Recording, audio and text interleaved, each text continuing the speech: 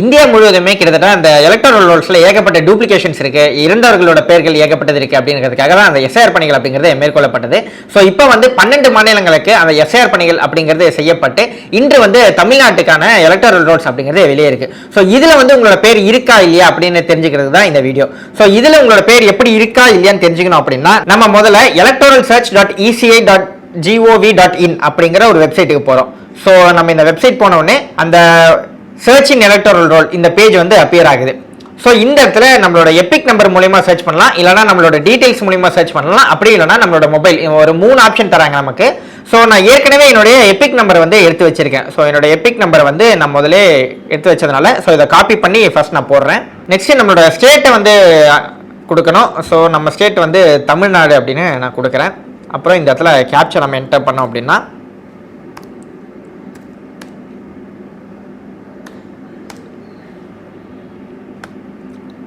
So இந்த இடத்துல என்னுடைய ஓட்டர் ஐடிக்கான அந்த டீட்டெயில்ஸ் வந்து வெளியே இருக்கு. ஸோ என்னுடைய டீட்டெயில்ஸ் அப்படிங்கிறது நம்ம பார்த்து இது சரியா இருந்தா நம்மளோட பெயர் வந்து அந்த வாக்காளர் பட்டியலில் இருக்கு அப்படிங்கிறத நம்ம உறுதிப்படுத்திக்கலாம்.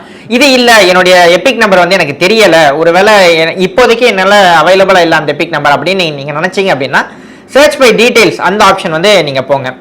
ஸோ சர்ச் பை டீடைல்ஸ்ல உங்களுடைய ஸ்டேட் வந்து கொடுக்கணும். ஃபர்ஸ்ட் உங்களோட ஸ்டேட் தமிழ்நாடு இருக்கு, தமிழ்நாடுன்னு கொடுத்தாச்சு. நெக்ஸ்ட் என்னுடைய பேரை கொடுக்குறேன். ஸோ ரிலேட்டிவோட நேம், உங்களோட உறவினர் பேர் என்ன நீங்க ஏற்கனவே கொடுத்தீங்களோ அதை நீங்க கொடுக்கணும். கொடுத்ததுக்கு அப்புறமாக உங்களோட டேட் ஆஃப் பர்த் வந்து கேட்கும். ஸோ உங்களோட டேட் ஆஃப் பர்த் வந்து நீங்க கொடுத்தீங்க அப்படின்னா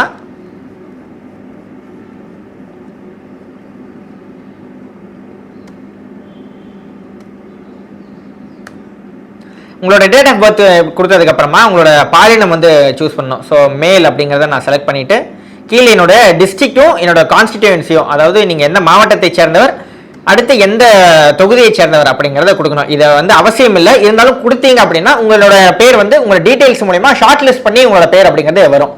ஸோ இந்த இடத்துல திரும்ப உங்களோட கேப்சா கொடுத்தீங்கன்னா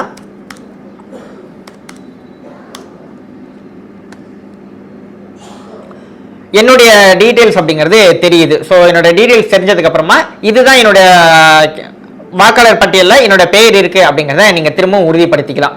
ஸோ என்னுடைய எபிக் நம்பரும் எனக்கு தெரியாது, இல்லை டீடைல்ஸ் பார்க்கும்போது ஏகப்பட்ட பேர் வருது, எனக்கு ரொம்ப குழப்பமா இருக்கு அப்படின்னு நீங்க ஒருவேளை நினைச்சீங்க அப்படின்னா உங்களோட மொபைல் நம்பர் மூலமா கூட உங்களோட எலக்டோரல் ரோல், உங்களோட வாக்காளரோட பெயர் பட்டியலை வந்து நீங்க உறுதி பண்ணிக்கலாம்.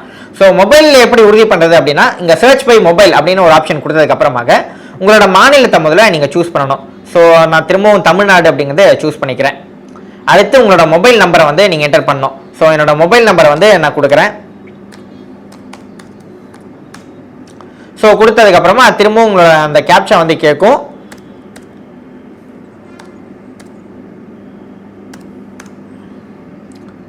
ஸோ உங்களை அந்த கேப்சா கொடுத்ததுக்கு அப்புறமா உங்க ஓடிபி வந்து கேட்கும். ஸோ என்னுடைய மொபைல் நம்பர்ல வந்து அந்த ஓடிபி அப்படிங்கிறது வரும். உங்க மொபைல் நம்பருக்கு ஒரு மெசேஜ் அப்படிங்கிறது வரும். எனக்கு வந்துருச்சு. ஸோ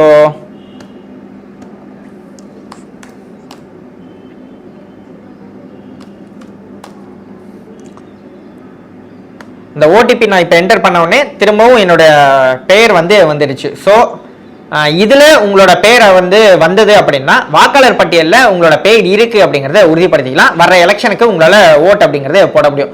சப்போஸ் இந்த 3த்துலயுமே 3 ஆப்ஷன்லயும் சூஸ் பண்ணி உங்களோட பெயர் வந்து அந்த பட்டியலில் இல்லை அப்படின்னா நீங்க வந்து உங்களோட பிஎல்ஓ வந்து கான்டாக்ட் பண்ணணும், இல்ல ஃபார்ம் 6 வாங்கி அப்ளை பண்ணி உங்களோட பெயர் அப்படிங்கறத சேர்க்கணும். ஸோ இது வந்து உங்க பிஎல்ஓ இல்ல பிஎல்ஏ 2ஓ நீங்க போய் அணுகுனீங்க அப்படின்னா அவங்க உங்களை கரெக்டா கைட் பண்ணுவாங்க. ஸோ வாக்காளர்ல பெயர் பட்டியல் இருக்கு அப்படிங்கிறத நீங்க வந்து உறுதிப்படுத்திக்க வேண்டியது ரொம்ப அவசியம். ஏன்னா வர்ற எலெக்ஷன்ல வந்து உங்களால வாக்கு செலுத்த முடியும், உங்களோட ஜனநாயக கடமையை நீங்க ஆற்றணும் அப்படின்னா உங்களோட பெயர் வந்து அதுல இருக்கணும் அப்படிங்கிறது ரொம்ப கட்டாயமா இருந்தாகணும் அப்படின்னு கூறப்படுது. அது மட்டும் இல்லாம வாக்காளர் பட்டியல பெயர் சேர்க்கும் போது கிட்டத்தட்ட எலெக்ஷன் கமிஷன் சொன்ன மாதிரி ஒரு 13 டாக்குமெண்ட்ஸ் வந்து சொல்லியிருக்காங்க.